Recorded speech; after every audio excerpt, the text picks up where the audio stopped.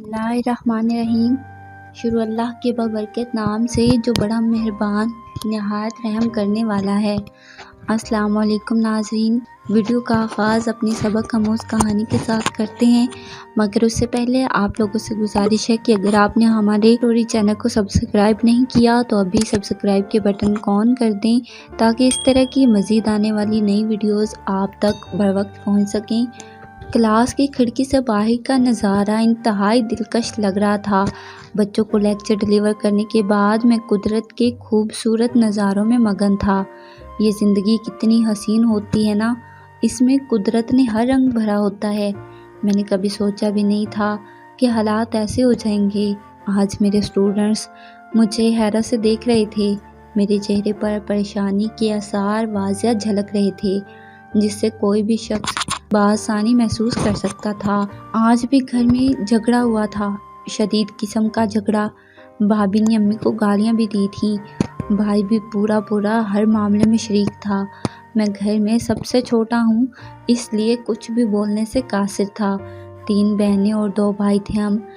بھائی سب بہنوں سے بڑے تھے، اس وجہ سے امی کی بیماری کے باعث ان کی جلد شادی کر دی گئی۔ بزنس بھی سیٹ تھا۔ ابا جان کی وفات کے بعد سارا بزنس بھائی دیکھتے تھے۔ جب ابا جان حیات تھے تو ہم نے خوب مزے کیے، مگر جیسے یہ سارا کچھ بھائی بھابھی کے ہاتھ میں لگا، ہم کوڑی کوڑی کے محتاج ہو گئے۔ 2 بہنیں یونیورسٹی گوئنگ تھیں اور میں نے گریجویشن میں داخلہ لیا تھا۔ بھائی 1 روپیہ بھی ہمیں نہ دیتے۔ بڑی بہن کی شادی، دوسری بہنوں کی پڑھائی کے اخراجات، میری فیس اور گھر کا خرچہ مجھ پر ڈال دیا گیا۔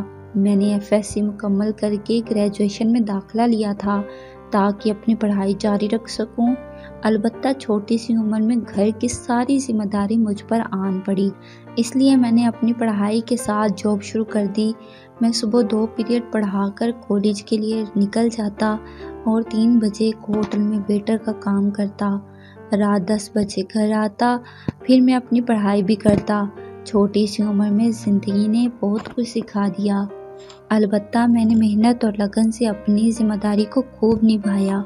مجھے اب ہنسنا تک بھول گیا ہے۔ اپنی بہنوں کے معصوم چہروں پر ہر وقت اداسی کے آثار مجھے اندر تک توڑنے لگے ہیں۔ کبھی ان کے ہاتھ سے دودھ کا گلاس چھین لیا جاتا تو کبھی صبح شام کا کھانا گھر میں ہونے والے جھگڑے کی وجہ سے ویسے ہی پڑا رہتا۔ بہنیں منہ سے تو کچھ نہ بولتی، البتہ وہ چھپ کر ضرور روتی تھیں۔ اگر ابا جان ہوتے تو انہیں یہ اذیتیں نہ دیکھنی پڑتی، حتیٰ کہ وہ اپنے گھر میں بھی آزادانہ گھوم نہ سکتی تھیں، بس ایک کمرے کی حد تک قید تھیں۔ آج بھی صبح اٹھتے ہی بے معنی سی بات کو لے کر بھابی نے گھر میں بھوپال مچا دیا۔ بڑی بہن پر الزام لگایا کہ اس کا غیر مردوں کے ساتھ تعلق ہے اور چھوٹی بہنیں یونیورسٹی ہی اس لیے جاتی ہیں تاکہ عیاشی کرنے کو مل سکے۔ یہ باتیں بھابی نے پورے محلے اور خاندان میں پھیلا دی تھی۔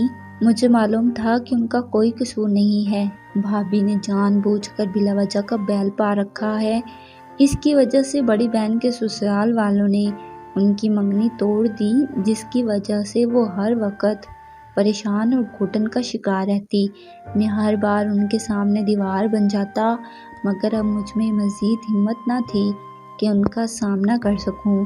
معصوم بہنوں کی سسکیوں سے ڈرنے لگا ہوں، چاہے وہ راتوں کو چھپ کر روتی ہیں، مگر مجھے علم ہے کہ وہ کس تکلیف سے گزر رہی ہیں۔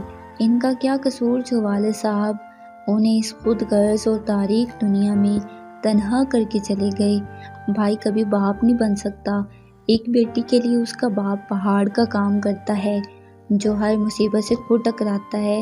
بہنیں بوجھ تو نہیں ہوتی، جب وہ بیٹیوں کے باپ بنیں گے تو انہیں پتہ چلے گا کہ اللہ نے بیٹیوں کو رحمت بنا کر بھیجا ہے اور اللہ رحمت کا حساب نہیں لیتا۔ ابھی تک میں کھڑکی کے پاس کھڑا اسی سوچ میں ڈوبا ہوا تھا، آنکھوں سے آنسو جاری تھے۔ پوری کلاس میں سناٹا تھا۔ یہ لکھتے ہوئے میرا دل خون کے آنسو رو رہا ہے۔ خدارا اپنی بہنوں کو تنہا مت چھوڑیں، انہیں اتنی اذیتیں مت دیں، کیونکہ یہ اذیتیں تو ان کی ایک دن ختم ہو جائیں گی، مگر جو آپ کا برا عکس ان کی نظروں میں بن گیا ہے وہ کبھی مٹ نہیں پائے گا۔ ان بہنوں کو دینے والے اور ان کا خیال رکھنے والے کا رزق کم نہیں ہوتا، بلکہ مزید بڑھتا ہے۔ وہ لڑکیاں جو بیاہ کر سسرال جاتی ہیں وہ بھی کسی کی بہنیں ہیں اور ان کے بھی بھائی ہیں۔ ایسی تمام لڑکیوں سے میری گزارش ہے کہ بھابھی جیسے عظیم رشتے کو بھیانک نہ بنائیں، ورنہ ان معصوم بہنوں کی سسکیاں ایک دن آپ پر بھاری پڑ جائیں گی۔ آپ کو یہ سبق آموز کہانی کیسی لگی؟ کمنٹ میں اپنی قیمتی رائے سے ضرور آگاہ کیجیے گا۔ اللہ نگہبان۔